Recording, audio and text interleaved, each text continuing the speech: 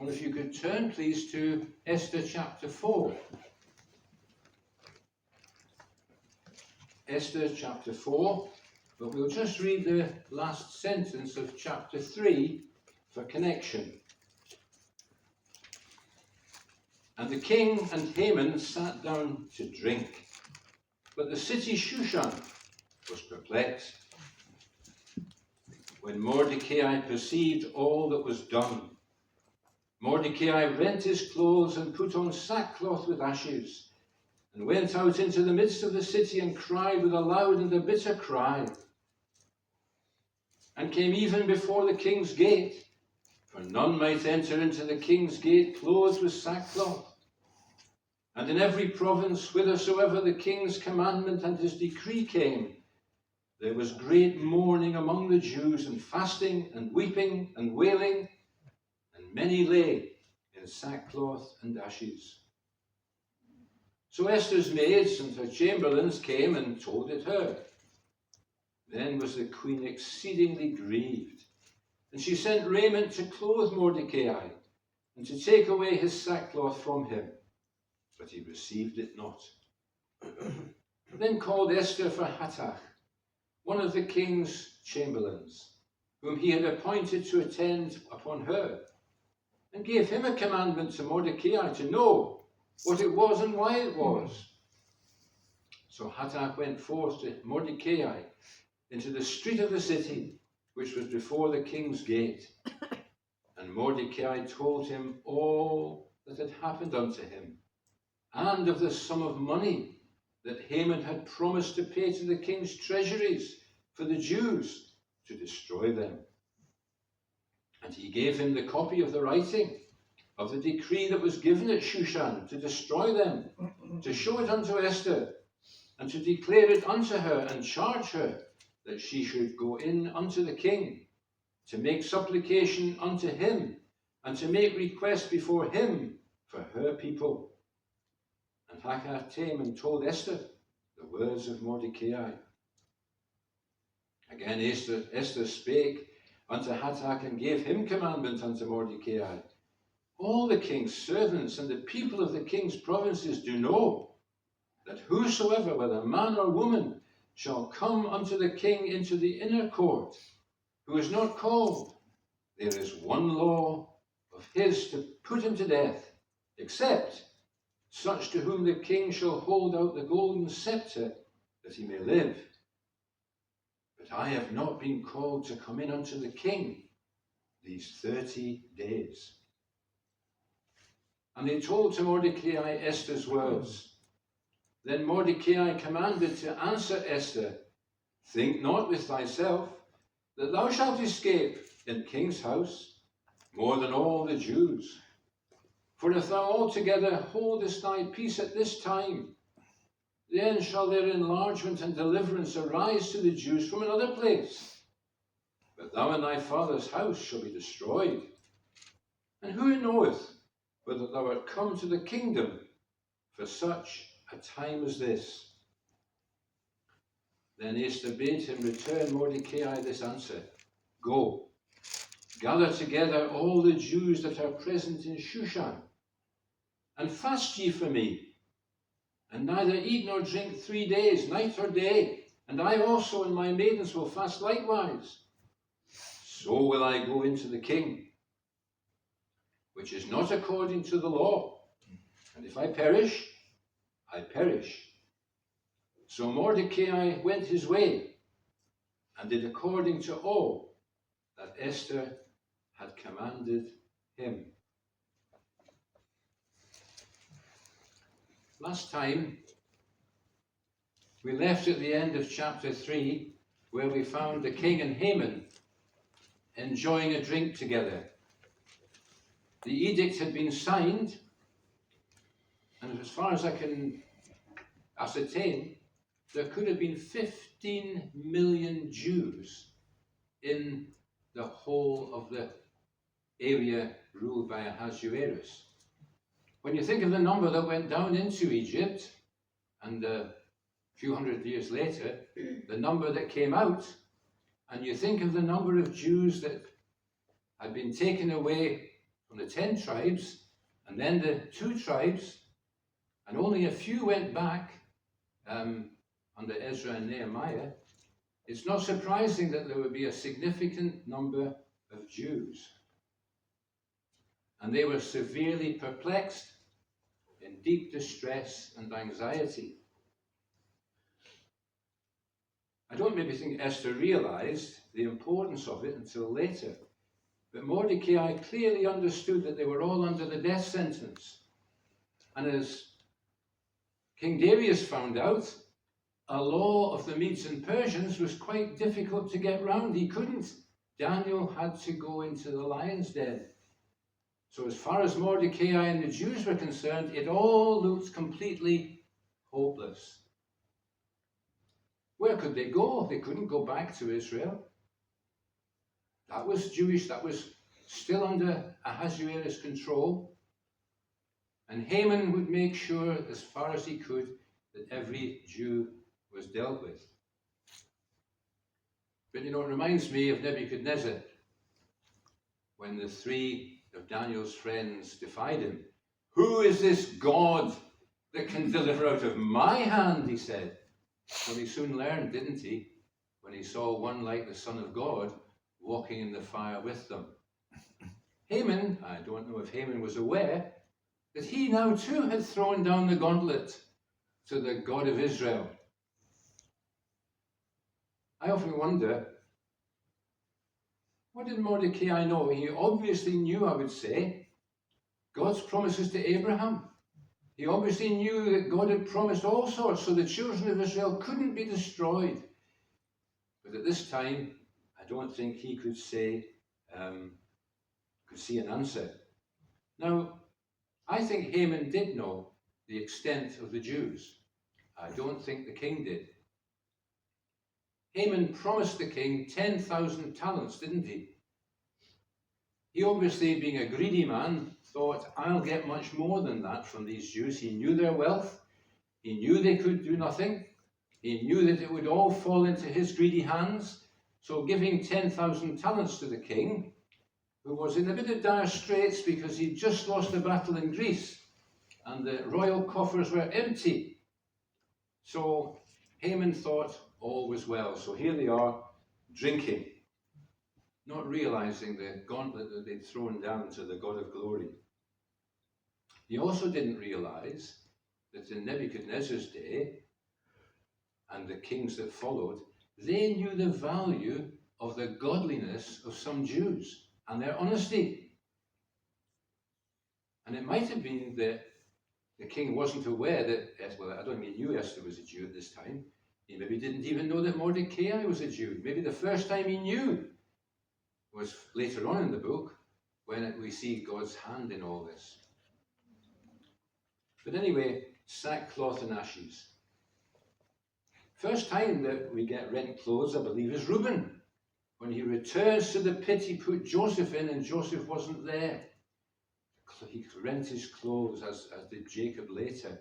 So it seems to have been a custom to show that you were in dire straits, as we'd say, and of course the ashes. And when you consider the whole of the Jews were engaged in this, fasting too. Prayer isn't mentioned, but it's highly likely that that's what was going on. They were praying to God that they might be released. Now, was Haman thinking when he was bitter and angry, have I done the right thing? If I had just bowed to Haman, all would have been well. I don't think he was. Like many people of God in the Old Testament, they knew they had to stand for what they believed, cost what may. He maybe didn't realize that Haman's hatred of him would extend to all the Jews.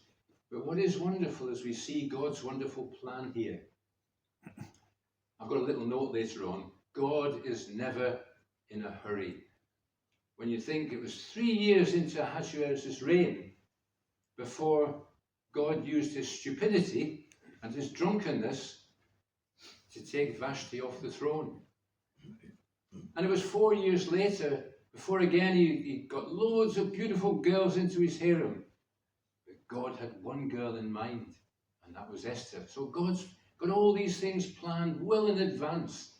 As Ahasuerus says later, maybe you've come for this very purpose.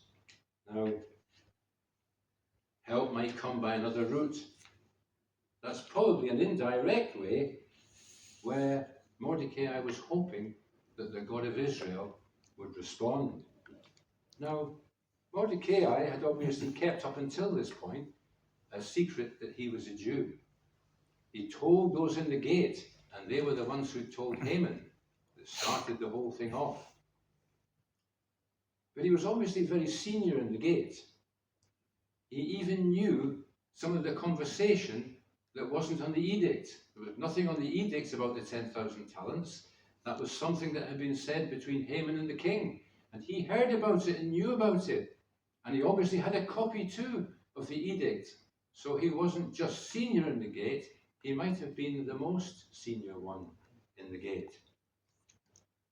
But did he know that God had heard?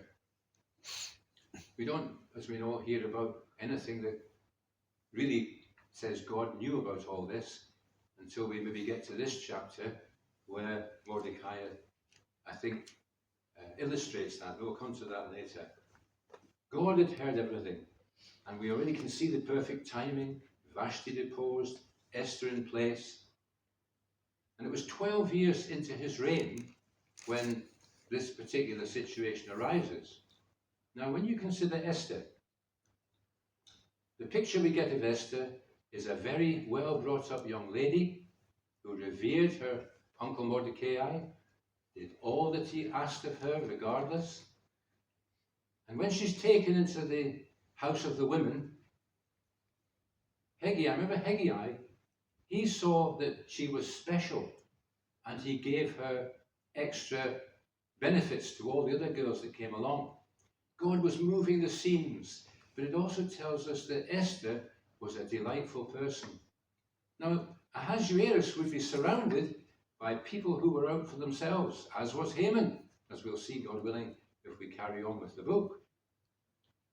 Esther must have demonstrated to him in these 4 or 5 years that she'd been queen, that here was someone he could rely on. She was obviously someone that he could trust.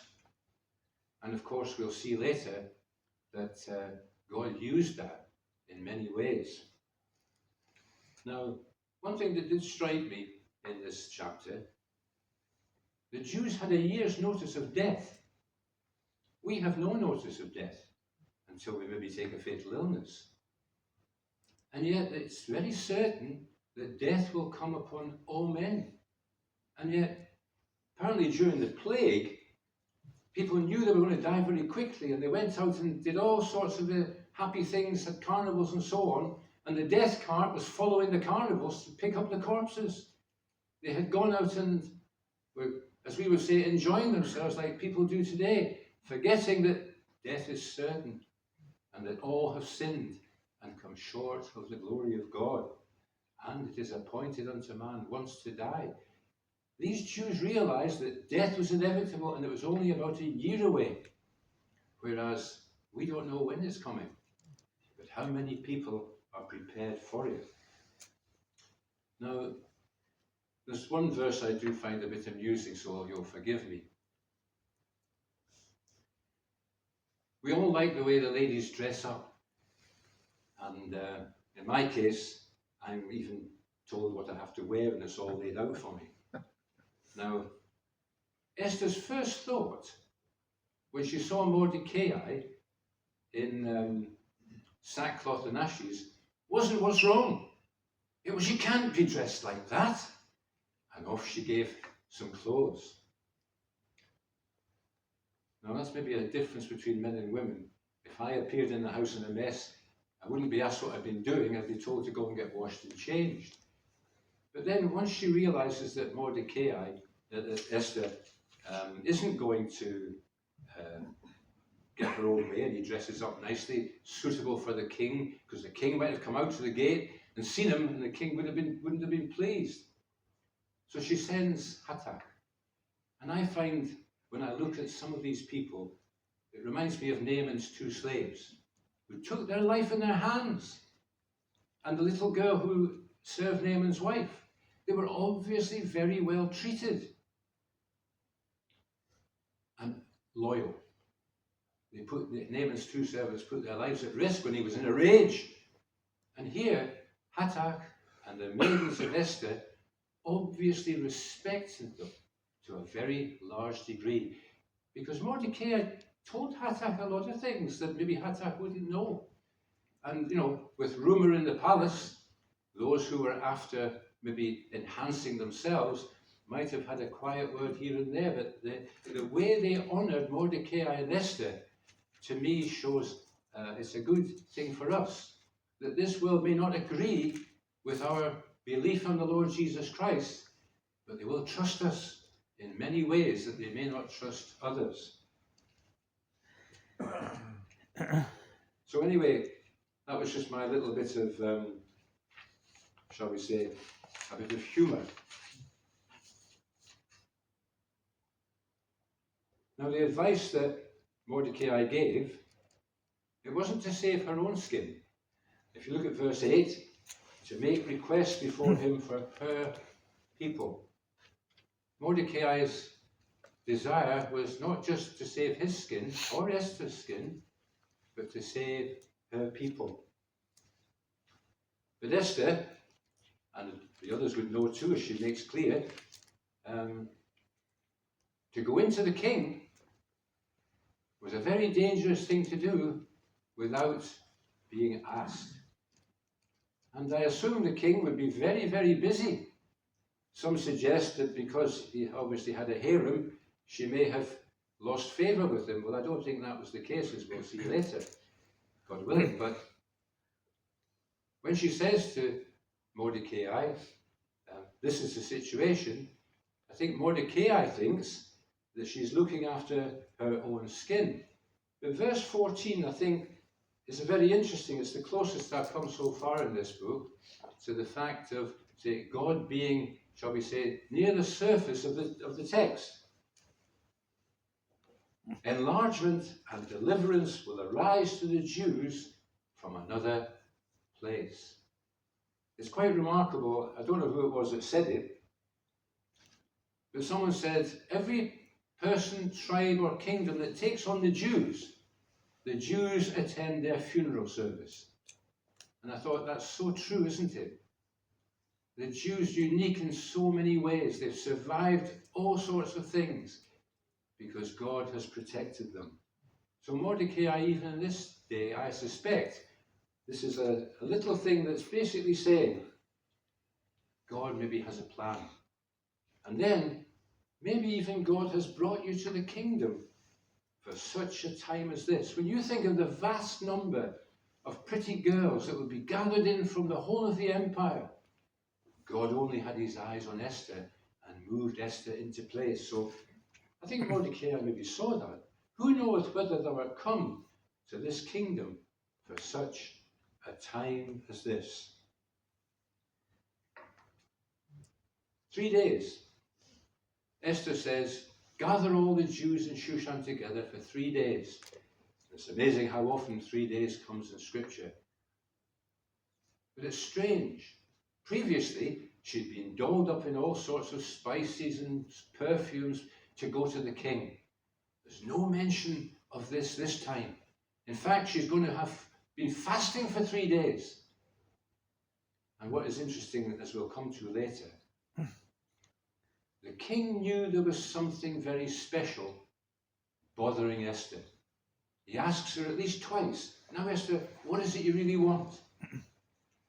And it makes me think that these chamberlains and these maids, their respect and experience for Esther and the kingdom, I wonder what the conversation was like for these 3 days.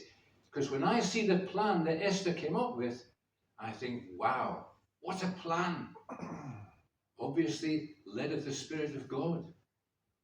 But it's wonderful how Esther is prepared. I don't believe she was going, if I perish, I perish.